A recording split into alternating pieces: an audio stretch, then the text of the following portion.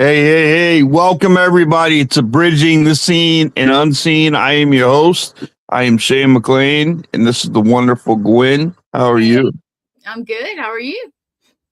I'm good. Not going to complain one bit.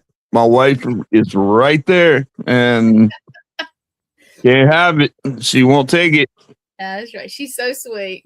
Yeah, she is, but she's a little feisty now. I mean, we can, Hey. she's when I married my wife, I'm like, okay, I'm only about 5'7", so my wife, is 5'1", 110 pounds on a good day. And I'm like, she can't be that bad. Shoot. She's a mess. I love her. Shoot. Look here. Look, I've dealt with some pretty big and bad people in my life, but Gwen, I would rather sandpaper a rattlesnake's butt than deal with my wife. Oh my goodness. You're so That's funny. a fact. But I'm excited about tonight. I love talking about these topics, and this guest we were supposed to meet before, and I am blessed to be able to have her on, and I'm excited to hear from her. So let's bring the Gypsy healing art herself, Alishah Radford. Hey. Hey, thank you for coming on. Yes, Thank you guys for having me. I'm stoked. Absolutely. We usually start out it's a real casual show. But we usually start out by I get you to tell everybody who you are and a little bit about yourself. Okay. My name is Alishah Radford. I am the soul and power behind Appalachia Gypsy Healing Arts and Gremlins. Appalachia Lightworker Paranormal.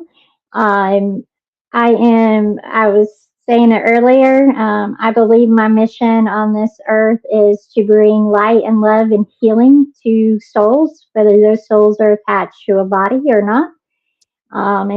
For me, it's all about energy and learning to bring that energy to a healing space. And that's what I do every day. And I'm excited about what I do. I love talking about it. And I love hearing what others do on their journey and collaborating in that. So I'm excited to be here tonight and get to talk to you guys about it. That's awesome. Yeah, it's so good to have you here. When people say light worker, I've heard several things. Would you mind explaining exactly what light work means? So light worker to me means that I'm able to bring the light into the situation, and meaning, yes, I'm intuitive and I have the ability to read the room, and I'm able. So the opposite of light worker is manipulation. So using manipulation to switch the energy. Light worker comes in and is spreading love and light into the situation to guide the energy to a place of healing and compassion and understanding and grace and things like that. So it's the energy behind the person. Light worker means that I hold ceremony space for people to heal, but it's about bringing the light, again, about bringing light and love and healing to the situation. Have you ever dealt with someone to where like it's not the fact that they didn't have light, but maybe their energy was something that you couldn't handle? Um, Yeah, I mean, I'm not a person. I'm not a person. I Okay. have been in the situation with a soul that was a heavier negative soul. Not negative. I hate using that word. He was heavier, and he and life had hurt women, and he did not like me coming into the room. And that I actually talked about that on my Facebook and YouTube page a couple weeks ago. But he came at me, and in that time and space, I was not able to protect myself, and I left and was down for like 3 days after that. But that situation taught me a lot, and that was one of the situations of be aware of who you're with and what their intentions of the situation is, who you're investigating with, who you're going into those situations are. Be very picky and choosy um, because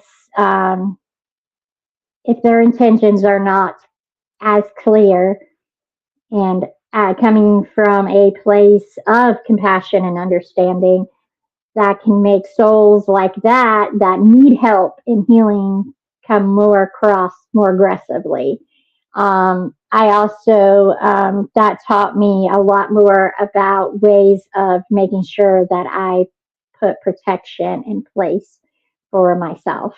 So I always say, even though it was something heavy and something negative in the moment, I learned from it, and it's helped me as a light worker, as an investigator. It's helped me be more prepared going into the situation.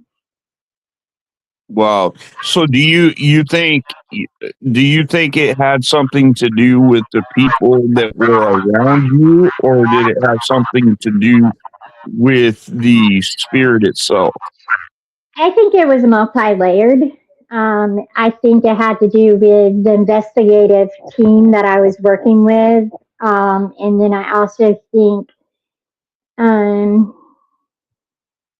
it illuminated things inside of me that I hadn't healed because I in the past I've been a victim in a situation that he was a perpetrator in. Does that make sense? So he attacked women and hurt them, and I had been in a similar situation. And Oh, so for me personally, him and I came face to face. And because of the people that I was around, I didn't feel safe. Versus, I need to have Pete, when I go into those situations, I make sure the people around me, I feel safe with them. So that when I am met with energy like that, I can stand up and be like, no, you can't show me these things that you did to women and it bothered me, and be able to help him, that soul, versus me being stuck in my place of victimhood. Does that make sense? absolutely, absolutely. And everybody that's on listening tonight, listen to that, because that's so very important. Because it does matter who you allow into your circle, into your investigations, into your environments. Because you don't know what you're going into in some of these locations, and if you allow them to bring in negativity into your light balance that you have going, it can not only affect you, but it can affect every single person that's around you too. It's very And I true. think it's so very important. Thank you for sharing that with us. No problem. So, what part of Appalachia are you from? I am from the most western point in North Carolina that you can go. Everybody thinks Asheville's the west, but no, we're 2 hours from that. And Murphy, North Carolina. So that is where I'm from. I'm actually living in East Tennessee now, but I am from the mountains of Murphy, North Carolina, and part of my family is from West Virginia. So Hey, I used to live in East Tennessee too, yeah, in Wait, Kingsport. okay, yeah, I'm in Oak Ridge. Okay. Yeah, you're not too far. Not too far. And I'm telling you, that's some of the most beautiful areas. And some say that the Appalachian Mountains are the oldest known land in the United States, period. Hmm. Hey guys, Yeah. I'm sorry to interrupt, but Karen is saying that there's an echo. Has Angie got the phone on in the room? Maybe it's echoing or something. That's my mom. That's my mom. I think she does have her phone on, but we're completely separated. I hear it a little bit, but I'm sorry, Karen. Thank you for telling us. I'm not sure what it is. Yeah, sorry about that, mom. Sorry. I don't know what that is either. It sounds like I hear someone else talking. Right. Could So it be my? It may be. Sometimes we have a lot of glitches. Sometimes we call them gremlins. Let me turn this off and see.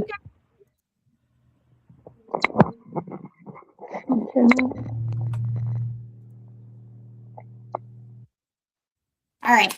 Can you guys hear me? yes, ma'am. I think that's right. I think that's what it was. Yeah. Okay. No problem. As long as you can hear me. Yeah, it sounded like whenever we would start talking, somebody was like in the background talking. Yeah. It might have just been my headphones. I'm hard of hearing. So that's I try to wear headphones so I can hear. I got you. But we're good.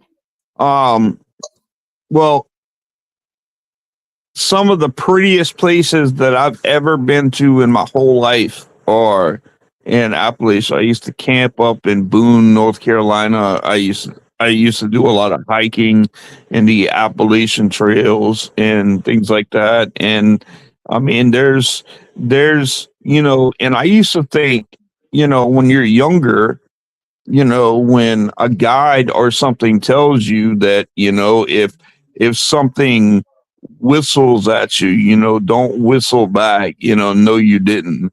If something calls your name, no, it didn't, and you always think those are the wives' tales, but there's a very strong belief in Appalachia Mm-hmm. that's different than any other place I've ever seen. Yeah. What makes the energy there so different?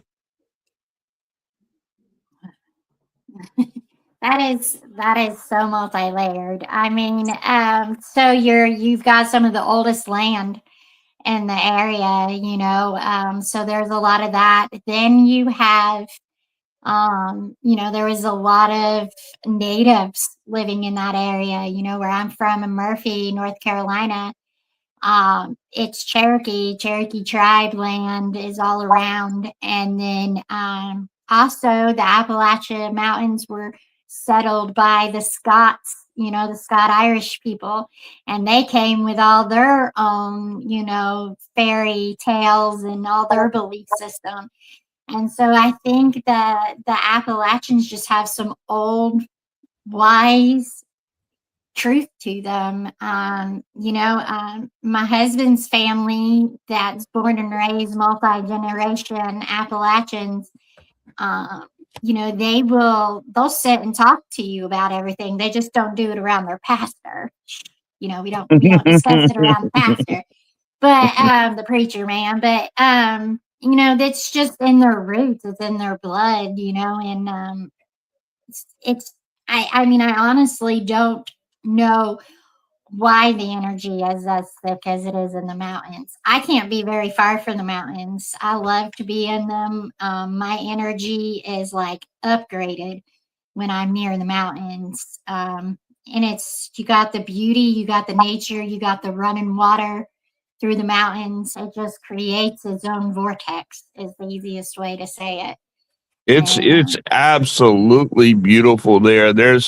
I mean, we were on a hiking trip one day and it seemed like it just was never going to end. And we're like, man, you know, how long does it take us, man? It seems like we were hiking for 4 or 5 hours, you know, to get to a place. And once we did, it came to a flat rock clearing and it overlooked where a waterfall. Oh man, it was so beautiful. It was so beautiful there. And it makes it worth it when you go there. And I've always been curious about the energy because we have run into some strange people in that neck of the woods too. Oh yeah. We have run into some strange people. Now, I'm from South Carolina and everything. And listen, now I'm not making fun of the way anybody talks because, you know, we got Gwen over here. She's got her own language that she speaks over there too, you know. I'm very And Southern. yeah, but there's a difference in Southern and the way that the people in Appalachia talk. Mm-hmm. And it's not it's kind of like a mixture between Boomheimer, Gwen, and man, I don't even know. I can't even describe it anymore, man. But It sounds a lot like Cajun-ish. It's got a kind of like we ran into a guy at a gas station, and he's standing there with straw in his mouth, and this is exactly how he sounded to us. He said, he goes, "Where y'all coming from right here?" And I'm like, "Excuse me?" He's like, yeah, you know, where are you coming up around here? And I'm like, are you asking me where did we come up around here or what, you know? And he said, "But what you don't understand what I'm saying?" And I'm like, no, you know, I don't. There's a different dialect throughout the Appalachian Mountains. The Southern Appalachians have a different dialect, and I think a lot of it comes from. You have to understand. I have a mixture of culture. My mom's people were from Florida, and my grandfather was Scottish, so she had Floridian and then Scottish, and then my father had the Appalachians and New Orleans. His mom was born and raised in New Orleans for generations, and so I had this very mixed upbringing and a lot of deep South roots and beliefs that were mixed in with the Appalachian stuff. But my husband is born and raised Appalachian Mountains through and through, and they speak different, and it just depends on which part of the Appalachians you're in, and and I think a lot of it does go back to the Scottish Gaelic, because a lot of them again are Scot-Irish. And I think the Gaelic, when you listen to a Scottish person speak Gaelic, you're like, what? What did you just say? And so I think it just all got kind of combined into how they talk now. So It's funny how you say that because I live in the Low Country, and I'm from the Low Country here in South Carolina, and I'm around all the sea islands. We're actually below sea level here. mm-hmm. We're below sea level, and we have Gullah here. Mm-hmm. Yeah. And I don't know if you ever heard somebody speak Gullah, but it's a mixture of like Cajun, Mm-hmm. French. Then they have their own to where they speak they speak Gullah, and but then they have it to where they mix it together. Mm-hmm. And you got some people that sound like they'll say, you know, boy, I seen you up the road quick, boy. you know, and it's like, all right, all right. And I've always wondered, I'm like, you know, I was never blessed, I don't think, with a lot of like too heavy of an accent, you know, and things like that. But now my mom, on the other hand, if my mom came on here, hey, Mama, he's talking about you. she goes, what you talking about, baby? Well, I don't think Appalachia accent has thrown me off that much because, like I said, my dad's family was part of them were born and raised in New Orleans, so I had a lot of Cajun. And I don't Yeah. understand a word they were saying, but my great uncles would call my dad, talk to him. The first thing they get on the phone, they go, "Hey," and I'm like, "Here, Dad, it's Uncle Alfie. You talk to him." And they can probably, and that's the thing I've also noticed too, like they can understand each other better than anything. And it's like, and you know, you kind of feel awkward when you're around a situation like that because it's like everybody else can understand what they're saying except for you. Yeah. Your mama's saying I'm not that bad. Mom. It's okay. I do never say- I never said anything about you being bad, Mom. See, you guys see right there. She says, I love my Angie says, I love my mother-in-law's accent. She should be a storyteller. See? Oh, she definitely could be. She definitely could be. It may take her a little longer to tell a story, but it's well worth it. Mm-hmm. So tell us about your paranormal team that you have going on. Like, do you work solo or do you have your own team that you work with and everything? So Appalachia Lightworker Paranormal is me. I had people that I was working with, and I have come to the understanding. Again, it depends on who's around you and what energy you're trying to create. So I partner with my lovely ladies. One just said hi earlier, Teresa. They're with Tennessee Ghouls is the name of their group. They just started their group name and all that, but we've been out quite numerous times together. That's who I go out with majority of the time. But we have had some great experiences together and enjoy working together. That's great. That's great. You know, my wife and I, we tried to bring some people in to outer realms to come on, and we went to a residential investigation with one of my nurses at the house, and it turned out just a mess. It was so unorganized. They were they were they were messing with my equipment. They were moving my equipment after I put it places. I mean, it was a mess. Yeah. And I told them after, I said, look, I can't do this anymore.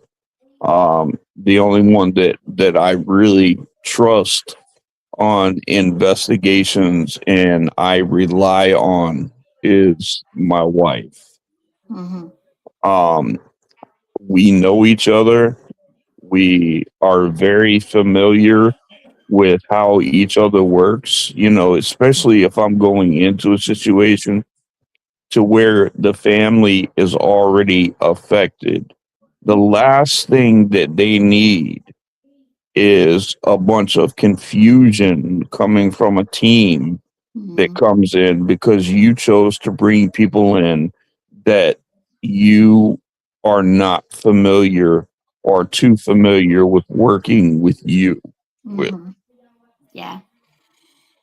And that's the thing with my I guess my co-team, you could say, with Tennessee Ghouls is that we have an understanding that sometimes I'm going to go do a residential to do a cleansing, or I might step out and do something, and they don't have to give me permission, or they don't have to be there with me why that's happening. It's we applaud each other, right? And we say, go ahead, go do that, go do your thing.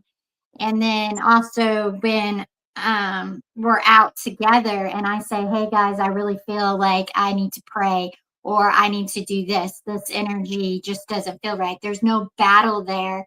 It's no it's just, okay, Alishah, let's do that. If that's the way you're feeling led to do, let's do that. Because my goal is, even as an investigator, isn't just to collect evidence and to have cool videos to show, which I that's okay. That part of it's okay. But my whole goal in doing this is helping the energy, whether Right. a soul needs to have its story told, or they need to be able to move forward, or just anything. Even paranormal is just so multi-layered energy, but whatever it may be, I have a job that I have to do while I'm there. That's the way I feel. I have a mission. It's part Yeah, of why I'm here, and I don't need somebody's ego getting in the way of that.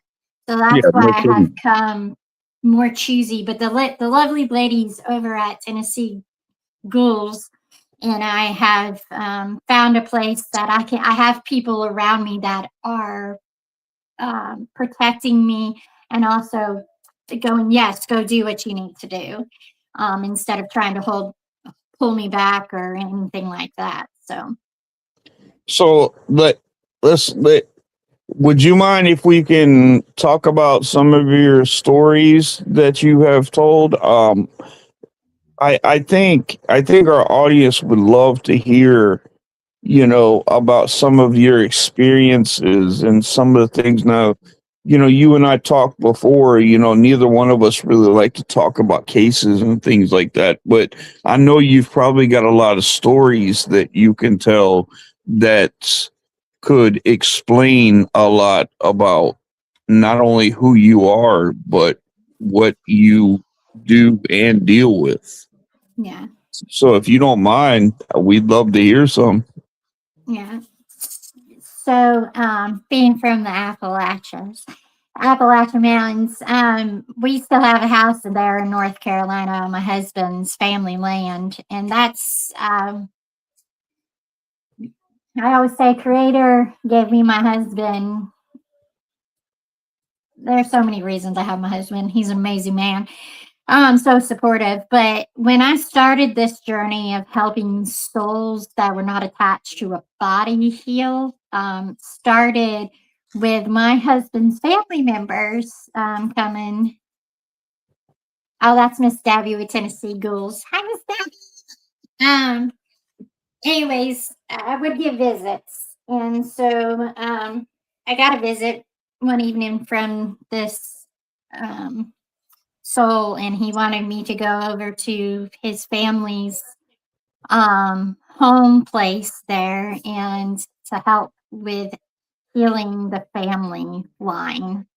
And so the original person of this um, owner of this land was not a good person. He had done a lot of bad things in the community and to people, and it kept a negative energy over the entire family that was from this homeland, or from this home place. And so I went over there, and it was multi-family members just standing on the front porch of this house that was falling in on itself. It was an old house in the middle of nowhere, but I could see all these people standing on the front porch, spirit souls.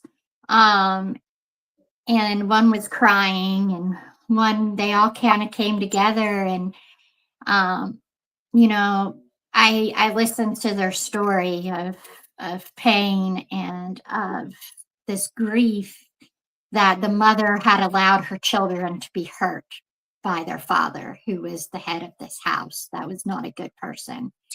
And she wanted me to apologize to her children for her. so that they could heal. And then there was a brother that stepped forward, and he said, I want to protect my family until the last sibling passes. So he hangs around and goes to his different siblings' houses and watches over them. And like, even his sister fell one night, and how did you get up? And she said, oh, my brother came and helped me. Even though he's passed, she said she felt him help her up. And so that was one of my very first experiences in the paranormal side of what I do. And it was all about healing. It had nothing to do with anything scary. It didn't have anything. It was just about this family wanting forgiveness and healing, and then protecting the family members that they couldn't protect when they were children. So now he wanted to come and protect his sisters, and so that was one of my first experiences. And then I later was invited again to revisit that house. And off in the distance, I saw a little girl, and she was like peeking around the tree at me. And then she would go like this. And so I was like, okay, what's happening? And we were just up there hunting crawfish and salamanders in the spring. Like, we weren't up there doing anything, and so I was like, I just kind of veered off and started following where she was going. And she was walking up a path, and every once in a while she would turn around and she would, come on. So I kept following her up, and we got to this area in the woods, and she stopped, and she put her little hand up to her mouth. I'd say she's probably about 10, maybe. She put her little hand up to her mouth, and she said, this is where we're buried. And I was like, what do you mean this is where you're buried? And so she went ahead and started telling me that there were 6 girls that had been kidnapped, not good things done to them, and then killed, and they were buried there. And then I started seeing images of them and what they had gone through. And as she was showing me this, a bunch of little souls started showing up of younger girls, and they were all standing there. And I said, but what do you want me to do? And they said, you have to make him leave so we can leave. And I was like, oh, you're talking about the person that hurt you, And so anyways, long story short, we went through weeks of clearing this energy of this heavier man that had done these bad things and had hurt these children. So the man was still there? Huh? The man was still there? Yeah, his energy was still there, even though he had passed in the 70s. His energy was still there, protecting his land and probably protecting the wrongdoings that he had done. Right. And so he was controlling them and not allowing them to move on, even in the afterlife, or in this process of what was happening. And I do believe that there can be enslavement in a way with souls, especially when there's an offender and the victims. And if you think about serial killers and stuff like that, they always hold on to a part of the victim. Mm-hmm. And so I think that's a way of continuing the control and the manipulation of the energy. And they so even in the energy of the spirit realm, that same energy is happening. And I think because of what my mission is on Earth, I think Creator and my team goes with me into those situations and is able to balance it out somewhat so that the enslaved souls can step forward. Does that make sense? Yeah. Oh, yeah. So she was able to get my attention that day just because of where my energy was at with Creator and with my team. She was able to meet you right where you are. Yeah.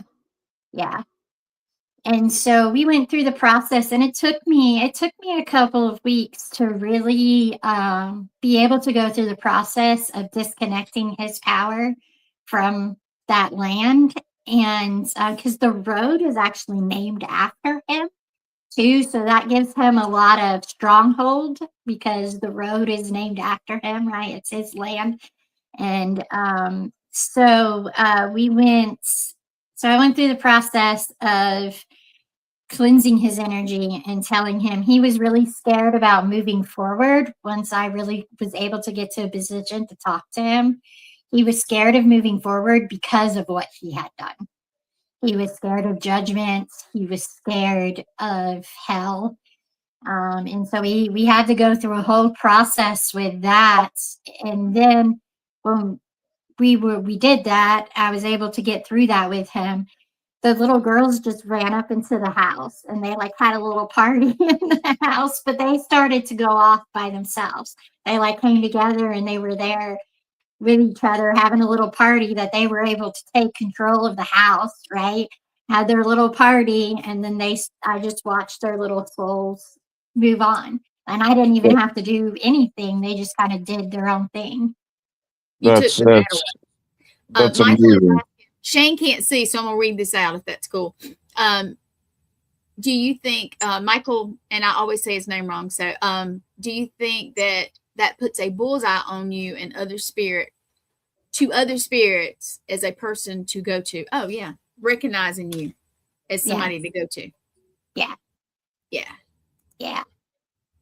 And So with that, is that because they can sense and they can know that you can see them and they can see you? Yeah. And I think that's where when you have the gift, so let me explain this. I think everybody has gifts. I think everybody is intuitive. I think everybody has the ability to see different forms of energy. It's just if you're allowing yourself to get to that point. And I think that takes a lot of healing and cleansing to be able to raise your vibration, your frequency, to be able to get to the point of being able to see, hear, know all those things. Now we might all have similar gifts and ours might work a little bit differently, but I think everybody has the ability. It's just, are you going to shift yourself into the energy to be able to do that? Okay. As an intuitive, I think being able to see spirits helps them, and being able to hear their story in a way that maybe they can't get enough energy themselves to say over a spirit box or something like that, it helps the situation. And I do think when they see somebody come in that's gifted, they get excited, and it can get overwhelming because they're so excited that there's somebody that can hear them, see them, and can tell their story. I also think that it can target the darker side too, as far as the heavier side might see you as a threat. And so you kind of have to break through the walls of that to be able to help them, or to tell them they have to leave if it's an entity. So have you dealt a lot with that darker side of that energy? Yeah. So even as a child, I saw things in people that were of what we would consider darker nature. I believe that it is, again, part of my mission to help things move forward, and to help things heal, even if that's something darker in nature, a soul, or an entity, to lessen their grip on the situation. I'm trying to describe this. But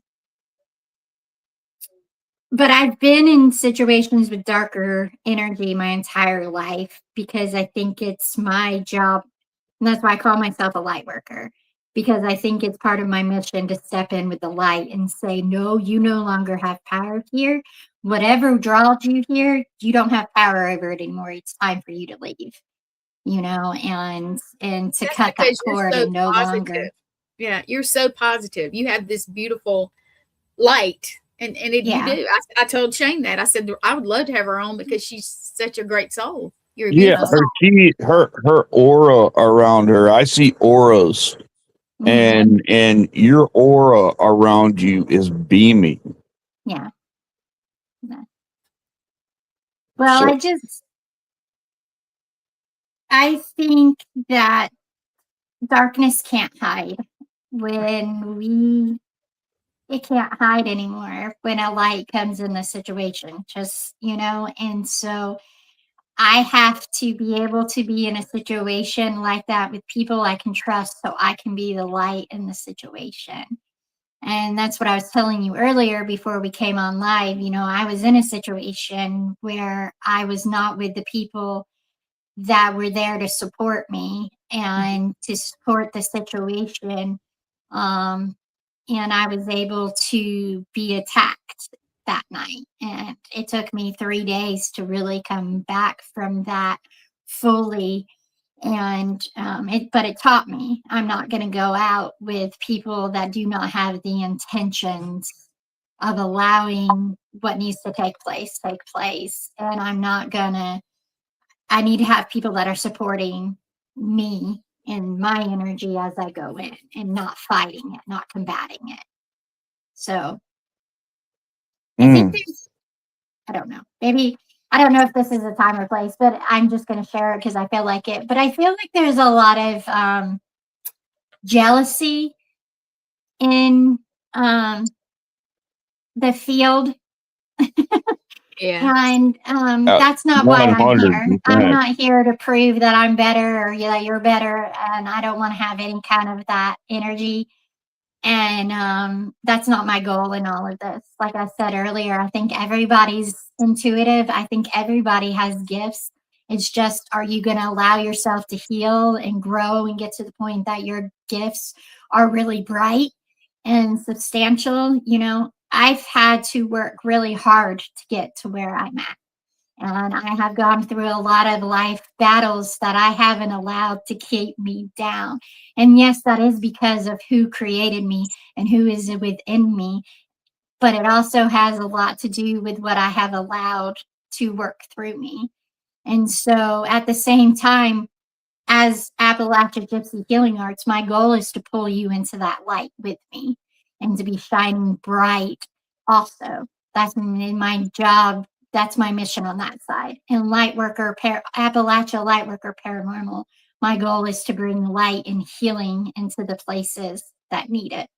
That's amazing. And I've even had them beg me. I've walked into a room and they say, open it, please open it so we can. They've actually begged for me to open it so that they could leave, like open the space so they could leave. And so, again, I've learned a lot through seeing dark energy. And I believe that there are souls. So souls were once attached to a human body. This is the way that I kind of put it up in my mind. Souls were attached to a human body at some point. Spirits are higher dimensional beings. There are spirit guides, angels, things like that. And then there are entities, and entities are the opposite of the higher frequency beings. And then within those, I believe that there are layers, like there's minions, and then there's higher intelligent ones, and things like that. So I think a soul can present itself as dark, but it's really just a wounded, bound soul. It's not technically an entity. And that is what actually left me, that attacked me, and that I was down for a few days because of what he had done in life. Affected me when I saw what he had done. Had I been around people that were supportive of me, I probably could have stayed in that situation and helped him process so he could move forward. But I didn't have the support around me that I needed to be able to move forward with that. I'll shut up now. No. This is so interesting because it's so important, that people hear this because you can get affected, and I have seen people not only get heavy attachments to them, but I have seen paranormal teams go into a situation where they have done a residential and gone in and just did the investigating and had no idea how to properly help the family and help what's going on. And some of those teams aren't even together anymore because it just completely broke them up. Mhm. But I do feel like that's another part of my mission with Lightworker Paranormal is to help people have better understanding as investigators so that they can be protected themselves, and then also how they can help in the situations they're going into. Even though I've not been an investigator per se for a long period of time, I have been within the spiritual, paranormal, frequency, energy world for over a decade now, and actually my entire life because of how the gifts that I do have. And so I feel that I have things to bring to the table to help others. And that's why I do what I do. Well, how young were you when you actually figured out that you had these gifts like that? 3. I was 3 years old. I was 3 years old when I Was it saw my your first angel imaginary and friend? I'm sorry? Was it your imaginary friend according to everybody else around you? No, they were my protector. Um, I used to think it was Jesus. Um, and then as I have grown and developed, I realized that it was one of my spirit guides that is now with me. And so that was my first experience with a higher dimensional being. And then I also, around the age 3, I had my first experience with a demonic entity. So, At 3 years old? mm-hmm, Wow, yeah. what happened there? It was I was at church, and I had one. I had one at church too. yeah. So I was raised very Southern Baptist or fundamental Baptist or fundamental Christian. And so I knew from a very young age that what I saw, I was taught from a very young age that what I saw wasn't a good thing, and I just didn't need to mess with it. And that, so I didn't really talk to people about it, because who I did talk about it naysayed it a lot. But there was this girl in church, and I was just sitting there, and she just turned around. Her eyes were completely black, and she spit on me. Oh. And I just looked at her and I said, "You're not nice and you need to leave." And she just turned back around. And she went later on in that service, she went into a seizure and they had to take her out. And so part of me, and this is where you go into the whole energy and frequency thing, was she mentally ill? And that's what I saw, or was the demonic force that was inside of her creating that energy? And but that was my first time, and it went on from there. We had girls in our church that were messing with witchcraft rituals and stuff like that, and they all came in to a sleepover, and they all had things attached to them that I saw. and I didn't know what to do with it. I just saw these dark men standing behind them. And at that time, I didn't know what to do with what I was seeing because nobody was teaching me. So eventually it turned off because I was scared of it because I wasn't being told what it was. Mm-hmm. So and that's another thing too is you know, you don't know who has gone into some of these locations. You don't know what they've done in their families, whether they are drug addicts or alcohol, or they play with the Ouija board, or they play with witchcraft, or anything like that. So you really have to ground and protect yourself before and after you go into these situations because they can affect you. Mm-hmm. Mm-hmm. And I try to tell people that all the time. And that's one of my missions. I started this podcast, this bridging the seen and unseen. I started this to bridge the gap between paranormal and clergy Mm-hmm. because I was a pastor and I would have real families coming into church and they had real problems, real issues. And the only thing that were told to them was, oh, we'll put you and your family on the prayer list. And then that's the last. Some people need actual boots on the ground, like help in their families. And they just were not equipped to really help these families. Mm-hmm. And so when I stepped down, I stepped in the spiritual warfare ministry. And the reason why I really stepped into spiritual warfare is I had a dream one night that I was walking a white picket fence. And on the side that I was on, was God and all his angels. And on the other side was Satan and all his demons.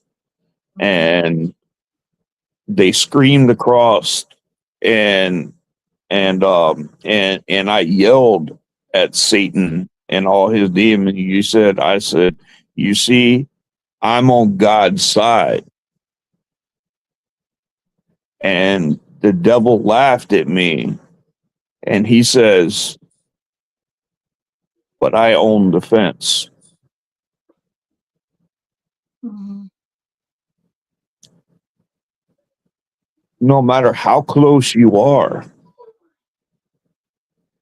no matter how close that you say you are to God, if your life isn't a walking testimony and your faith isn't built up strong enough behind it, then you're exactly right. You are walking the fence, and that's exactly what the devil has. The devil's got the fence that you're on. Mm-hmm. And that's where I got my calling in the spiritual warfare ministries. And I knew that I would be dealing with things that weren't so nice, but I accepted that because there are people out there that need real help, that need real understanding, that need real clarity, that need to understand what true grounding, true protection, true clearing, true cleansings, what those are, when it comes to investigating. And, I want to be a bridge, to not only help teams, but to help families with the process of everything that's going on with that. Mm-hmm. If that makes sense. No, it does totally. Alishah, we're coming up on an hour here. Alishah, can you please tell everybody how? And but first, I want to thank you for coming on, and thank you so much. I can talk to you for hours upon hours upon hours. And that's honestly, that's 9 out of 10 podcasts that we have. And we always want to keep going. We always want to have, so that just lets me know right here that you and I, lady, we have to have a round 2. So if you don't mind, we can do that. Yeah. But if you can tell everybody how to get a hold of you, your pages, YouTube, whatever you have, just whatever, how can they get a hold of you? Yeah. That's Teresa. Thank you, Teresa. Yeah, let me read it to Shane. I know he can't see it because he's on the phone. She's Teresa McCarthy. Wilkie McCarthy said the light you see in Alishah. Am I saying it right? Alishah. Alishah. Okay. Alishah.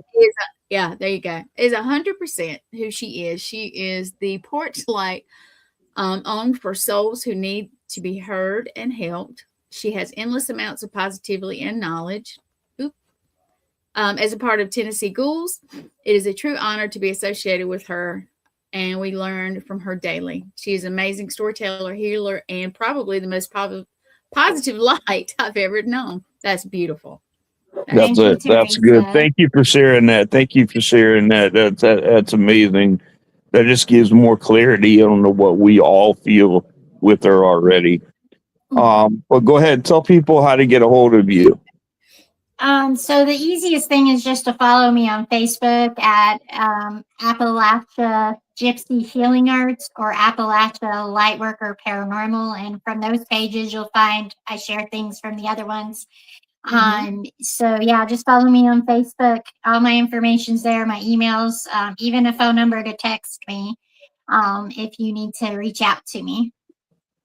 That's amazing. That's amazing. Again, Alishah, thank you so much for coming on. It has been a pleasure speaking with you. I feel you and I could have some pretty in-depth conversations, and I'd really like to do that. So let's set up for round 2 somewhere to where we can come on and do this again. Sounds good, Shane. Thank you so much. All right. You have a blessed night, okay? You too. Thank you, All guys. right. Thank you, All right. Glenn. You.